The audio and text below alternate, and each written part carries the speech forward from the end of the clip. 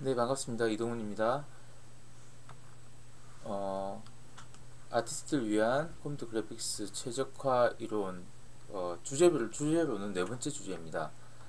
메모리, 밴드위스, 앤 텍스처라는 제목으로 우리 최적화를 위해서 우리 고려해야 될 네 번째 사항에 대해서 살펴보겠습니다. 이 내용은 사실 앞에서 우리가 살펴봤던 GPU 병목의 일부로서 해석될 수 있는 내용인데요. 이걸 갖다가 내용이 좀 많아서 별도로 내용을 떼서 설명드리도록 하겠습니다. 일단 이 그림은 우리가 그 강의를 들으셨던 분이라면 보셨던 그림이에요. 결국 CPU가 있고 메인 컴퓨터죠. 자, 이 CPU 안에는 시스템 메모리 또는 우리가 램이라고 부르는 메모리가 있습니다. 어떤 데이터를 갖다가 탑재할 메모리가 있죠. 그리고 우리가 실제 스크린에 어떤 그림을 그린다는 것은 GPU에 의해서 많은 일이 가동되는데, 그 쉐이더 프로그램 통해 가지고 이제 일들이 처리될 거예요. 그때 CPU 하드웨어에 있는 데이터가 램에 탑재되고, 램의 데이터에서 필요한 내용들, 그리고 버텍스나 인덱스 버퍼에 있는 정점에 관련된 정보와 그 다음에 여러가지 머티리얼을 이루는 텍스처 정보 같은 이런 데이터들이 이제 넘어오게 되죠. 이때 GPU에는 GPU 메모리가 있다고 했었죠. 예, 비디오 메모리가 부르는 GPU 메모리 상에 이 녀석들은 탑재가 될 것이고요. 또한 뭐 그림을 그려라 라는 명령 CPU에서 드로우콜을 통해서 이루어질 겁니다. 자, 그러면 이제 GPU 메모리를 통해서 일단 이 그 데이터는 뒤에서 다시 다루겠지만 캐시라는 어떤 또 다른 별도의 메모리를 통해서 GPU에 접근하게 됩니다. GPU에 이제 프로세스에 접근하게 되죠. 자, 여기서 한번 생각해 봅시다. 이 메시 버퍼죠. 버텍스 인덱스 버퍼 같은 메시와 이 텍스처 정보라는 것이 일단 어디에 탑재됩니까? GPU 메모리 상에 탑재되는데, 이 녀석은 GPU 프로세서와의 물리적으로 별개의 하나의 공간일 겁니다. 당연히 그렇죠. 그래서 GPU가 면밀하게는 이제 쉐이더 프로그램이 필요한 데이터가 발생할 때마다 이 메모리로부터 데이터를 들고 와야 한다는 것을 의미합니다. 물리적으로 다른 장치죠. 여기 있는 녀석들을 이쪽으로 가지고 와야 된다는 이야기죠. 예를 들어서 픽셀 쉐이더에서 뭐 하나의 텍스처가 필요해서 텍스처를 달라 하면 그 텍스처 정보를 제가 가지고 온다 라고 생각할 수 있습니다. 여기까지 뭐 너무 당연한 이야기죠.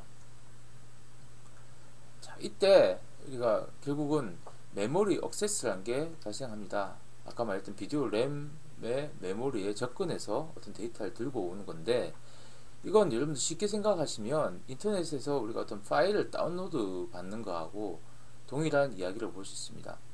파일 다운로드 받을 때 어떻습니까? 자, 누르면 파일이 그냥 바로 다운로드 받아지는 게 아니라 시간이 필요하죠. 그렇죠? 자, 다 다운로드 받기 위해서는 시간이 필요합니다. 자, 일단 밴드위스, 메모리 밴드위스라는 의미에서 밴드위스라는 것은 뭐냐면 우리가 보통 대역폭이라고 하는데, 이 그 다운로드 받기 위해서 필요한 어떤 시간, 초당 얼마큼 다운로드 받을 수 있느냐, 이 능력을 갖다가 우리가 대역폭이다 라고 생각하시면 됩니다. 밑에 제가 옥스퍼드 영어사전에서 한번 들고 와봤는데요. 주파수에서 대역폭의 의미도 있고요. 컴퓨터 네트워크나 인터넷이 특정 시간 내에 보낼 수 있는 어떤 정보의 양이고, 초당 비트로 보통 측정된다라고 되어 있습니다. 그렇죠? 예, 이게 바로 대역폭의 개념입니다. 예를 들어서 우리가 인터넷에서 하나의 파일이 있는데 이걸 갖다가 초당 6GB, 되게 빠르죠? 6GB로 다운로드 할 수 있다고 가정한다면, 이때 특징은 뭐냐면, 이 대역폭의 특징은 두 개의 파일을 동시에 받는다고 해서 각각 파일을 초당 6GB 성능으로 받을 수 있는 건 아니죠.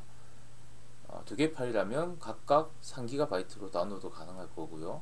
세 개라면 각각은 2GB가 초당 2GB로 다운로드 가능할 겁니다. 결국은 어떤 시스템의 성능에 따라서 두 개든 세 개든 전체 동시에 받을 수 있는 용량은 제한되어 있다는 겁니다. 결국 6GB보다 더 빠른 데이터를 한꺼번에 받을 수 없다, 초당 받을 수는 없다, 그 이야기죠. 자, 이게 바로 대역폭의 개념입니다. 그럼 폭이 있다는 거죠.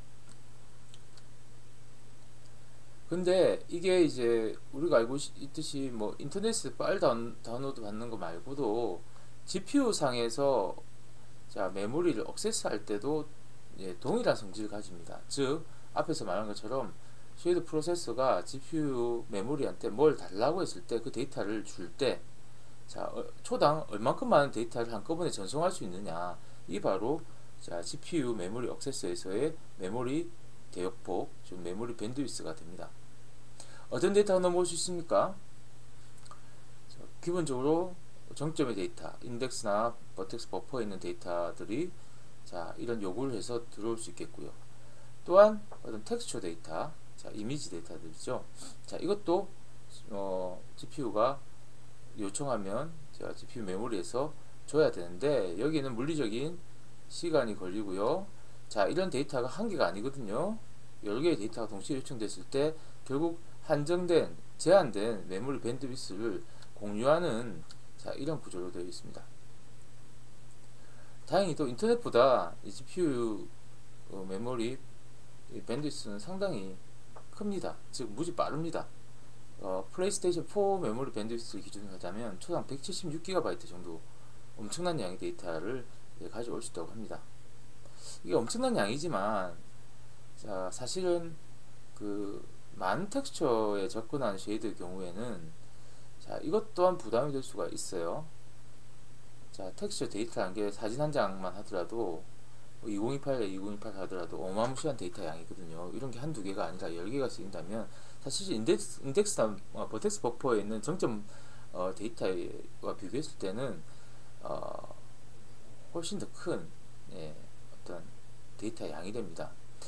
이걸 결국은 우리가 제한된 시간 안에 다 전송해야지 이 데이터를 가지고 뭐 찢고 볶든지 뭐 픽셀이든 버텍스 쉐이더에서 뭐 연산 처리를 할 수 있겠죠.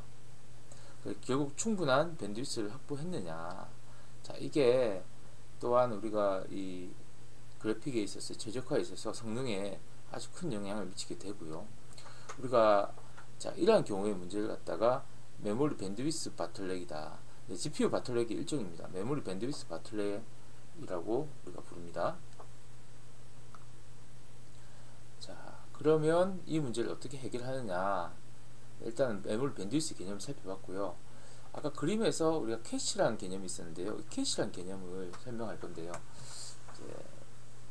그 캐시라는 개념은 이 밑에 이제 나와 있죠. GPU 메모리상에 어떤 데이터가 올라왔을 때 이 데이터가 바로 GPU한테 전송되는 게 아니라 캐시라는 것을 경유해서 이제 가는 형태의 모양을 가지고 있습니다.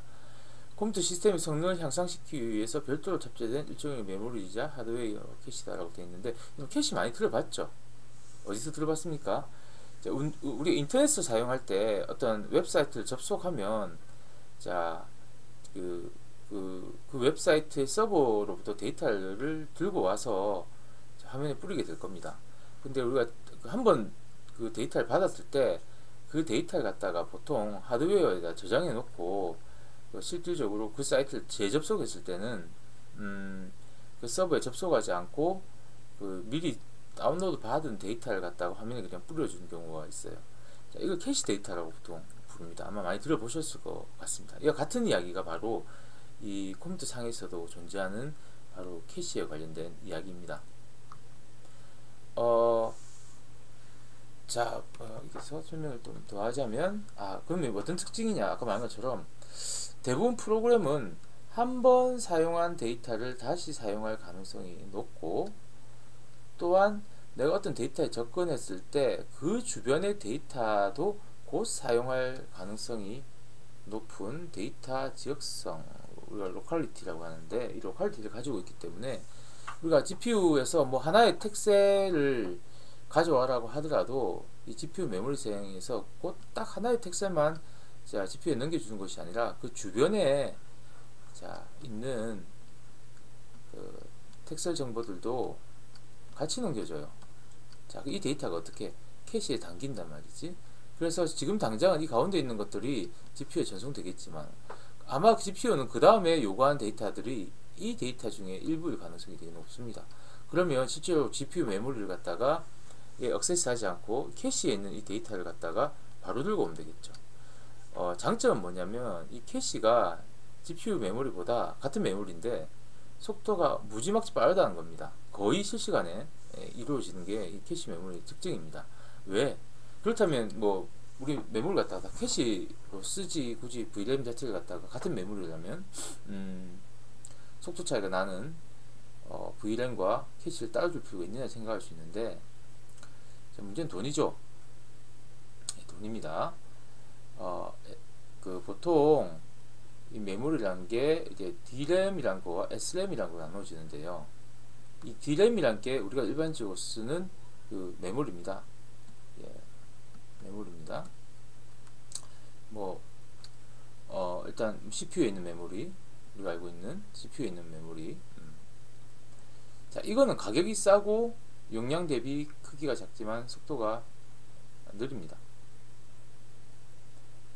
하지만 그 SRAM이라는 것은 속도는 되게 빨라요.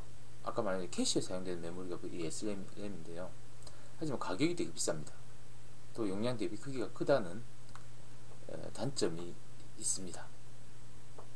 그래서 그 캐시 나중에 하드웨어가 더 발달되면 어떻게 될지 모르겠지만 현재는 그 DRAM과 캐시에 사용되는 SRAM이 따로 존재하는 거죠. 결국 이 캐시가 만들어진 이유는 이겁니다. 우리가 말하는 프로세스 CPU로 치자면 CPU 프로세스는 점점 발달해요. 클럭 속도가 매우 빨라지는데 이 메모리로 전송하는 이 녀석의 메모리의 속도는 차이가 많이 나는 거죠.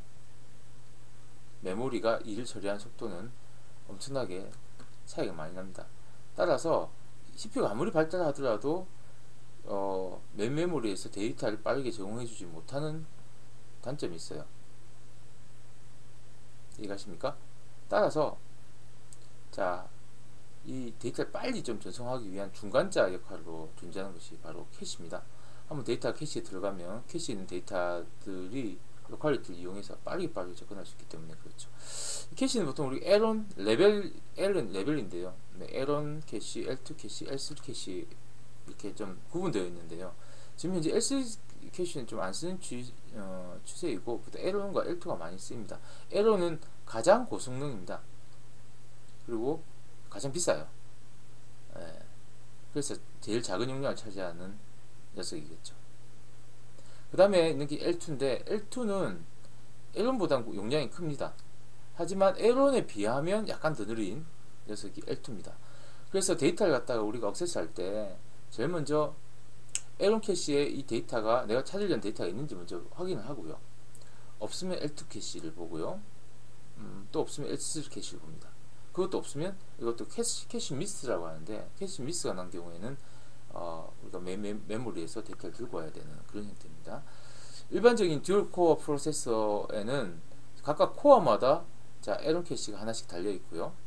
그 다음에 L2 캐시가 있는데 L2 캐시는 이제 코어가 서로 공유하는 형태의 구조로 담겨 있는 게 일단 캐시입니다. 갑자기 캐시가 왜 나오느냐? 결국은 뭘까요?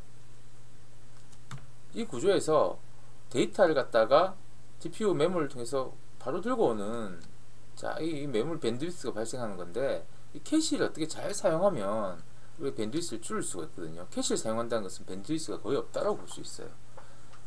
그래서 지금까지 이론적 기반을 말씀드렸는데요. 그러면 어떻게 우리가 텍스처를 갖다가 잘 최적화하면 밴드위스를 줄이면서 캐시에 있는 데이터만 가지고, 물론 그것만 가지고는 안 되겠지만